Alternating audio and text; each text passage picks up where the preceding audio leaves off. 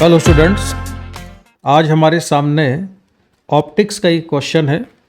ये एक doubt problem है और ये क्वेश्चन जिस स्टूडेंट ने मुझे भेजा है उन्होंने अपना नाम तो भेजा नहीं था, इसलिए मैं वो नहीं लिख रहा हूँ। क्वेश्चन अच्छा है, कैलकुलेशन बहुत ज़्यादा नहीं है, कॉन्सेप्ट बढ़िया है और जेई मेन के पॉइंट ऑफ व्यू से एक अच्छा सवाल है। देख लेते हैं इसमें सिचुएशन क्या है। अप्रोच आपकी भी यही होनी चाहिए कि सबसे पहले क्वेश्चन को पढ़िए, समझिए कि सिचुएशन क्या है, गिवन क्या है, इसके बाद फिर समझिए कि उसमें पूछा क्या गया है और उसके बाद फिर हम डिसाइड करेंगे कि अप्रोच क्या लगाना है। ठीक है, तो सबसे पहले हम क्वेश्चन को पढ़ते हैं कि इसमें हो क्या रहा है, सिचुएशन क्या है। तो क्वेश्चन में गिवन ये है, a converging beam of light is incident on a spherical surface of radius R as shown. तो ये एक स्फेरिकल सरफेस है और ये कन्वर्जिंग बीम इस पर इंसिडेंट होती है। कन्वर्जिंग बीम कन्वर्ज नहीं हो पाती है। अगर ये कन्वर्ज हो पाती तो ये किस पॉइंट पर जाके मिलती, इंसिडेंट रेज इस वाले पॉइंट पर। जिस पॉइंट पर ये मिलती कन्वर्जिंग बीम, इस पॉइंट पर, ये कौन सा पॉइंट हो जाएगा, इसको हम कहेंगे कि ये है ऑब्जेक्ट है। इसको हम ऑब्जेक्ट की तरह से ट्रीट करेंगे। आगे बढ़ते हैं। The refracted beam is diverging in nature. जो रिफ्रैक्टेड बीम है वो कैसी है, डाइवर्जिंग है नेचर में। तो रिफ्रैक्टेड बीम ये जा रही है जैसे कि डायग्राम में आप देख पा रहे हैं, और इसका नेचर भी कैसा है, डाइवर्जिंग है। अगर हम इसको पीछे प्रोड्यूस करें तो पीछे प्रोड्यूस करने पर ये किस पॉइंट पर मिलती है, इस वाले पॉइंट पर। तो ये हमारे लिए क्या हो जाएगा, ये होगा इमेज पॉइंट, या ये होगी पॉइंट इमेज।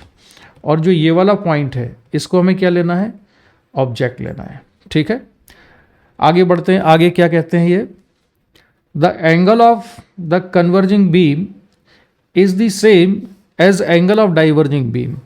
तो कन्वर्जिंग बीम का जो एंगल है ये थीटा और डाइवर्जिंग बीम का जो एंगल है थीटा, ये दोनों एंगल कैसे हैं, सेम है।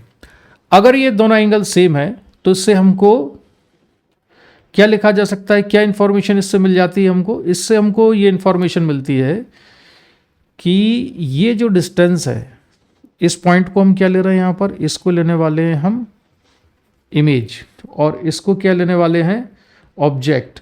तो ऑब्जेक्ट डिस्टेंस और इमेज डिस्टेंस दोनों कैसे हैं, सेम है, क्योंकि ये एंगल सेम दिया हुआ है। तो इन दोनों को मैंने लिख लिया है x के बराबर। ठीक है, अब पूछा गया इसमें, अब ये आगे कहते हैं what is the distance of image from the surface. तो जो स्फेरिकल सरफेस है, इस स्फेरिकल सरफेस से इमेज की डिस्टेंस क्या है। इस डिस्टेंस को हमने क्या मान लिया है, x मान लिया है। तो बेसिकली हमें किस चीज़ का कैलकुलेशन करना है, हमें कैलकुलेशन करना है x का। ठीक है, इस क्वेश्चन को सॉल्व करने के लिए हम इसमें यूज़ करेंगे रिफ्रैक्शन के फॉर्मूले को। कौन सा formula, μ2/v minus μ1/u equals to μ2 minus μ1/r। μ2 क्या चीज़ है, μ2 उस मीडियम का रिफ्रैक्टिव इंडेक्स है जिसमें रिफ्रैक्टेड रे ट्रेवल कर रही है। रिफ्रैक्टेड रे कहाँ ट्रेवल कर रही है, μ=1 में। तो इसको मैंने लिखा 1। v कितना है, -x के बराबर है, और μ1 जिसमें इंसिडेंट रे है वो कितना है, μ है। इंसिडेंट रे कहाँ पर थी, इंसिडेंट रे यहाँ पर, इसका रिफ्रैक्टिव इंडेक्स है μ, और यहाँ कितना दिया है 1। और ये डिस्टेंस हम लेंगे इमेज की डिस्टेंस नेगेटिव, क्योंकि ये इंसिडेंट रे की डायरेक्शन की अपोजिट डायरेक्शन में है। पॉजिटिव या नेगेटिव साइन के लिए जो साइन कन्वेंशन हम यूज़ करते हैं, मैक्सिमम इंडियन ऑथर जो यूज़ करते हैं वो ये यूज़ करते हैं कि इंसिडेंट रे की डायरेक्शन में सारी डिस्टेंसेस पॉजिटिव हैं, इंसिडेंट रे की अपोजिट डायरेक्शन में सारी डिस्टेंसेस नेगेटिव है। तो वही मैं भी यहाँ ले रहा हूँ, इसलिए मैंने μ2/v में v को नीचे नेगेटिव लिया हुआ है।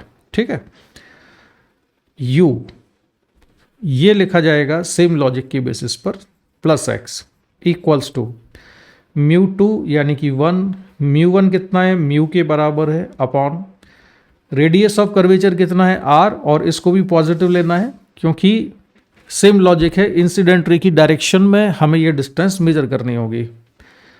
इसको सिंप्लीफाई करने के लिए बहुत ही सिंपल सा काम है। अब क्वेश्चन लगभग 99% सॉल्व हो चुका है। -1/x को हम कॉमन ले लेते हैं तो अंदर क्या बचेगा, अंदर बचेगा 1 plus mu equals to right side में 1 माइनस म्यू अपॉन आर, और इसको सिंप्लीफाई कर दें तो x की वैल्यू आ जाएगी mu plus 1 upon mu minus 1 into R के बराबर। ठीक है, तो ये हुआ इसका आंसर। कौन सा ऑप्शन करेक्ट है इसका?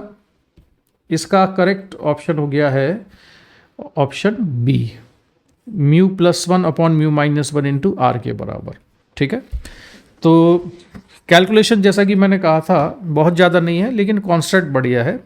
और उसमें भी सबसे इम्पॉर्टेंट चीज़ जो थी, वो जो इन्फॉर्मेशन थी जिसका इसके सोल्यूशन में बड़ा इम्पॉर्टेंट रोल था, वो ये था कि एंगल थीटा इन दोनों बीम का इक्वल है, इंसिडेंट कन्वर्जिंग बीम का और रिफ्रैक्टेड डाइवर्जिंग बीम का एंगल सेम है, जिसकी वजह से हमने ये दोनों डिस्टेंस x ली हैं, सेम ली है। तो मुझे लगता है कि इसका डिस्कशन आपको समझ में आ गया होगा। इसी के साथ इसका डिस्कशन मैं कंप्लीट करता हूँ। इसके बाद भी अगर कोई डाउट होता है तो आप मुझसे पूछ सकते हो। Thanks for watching.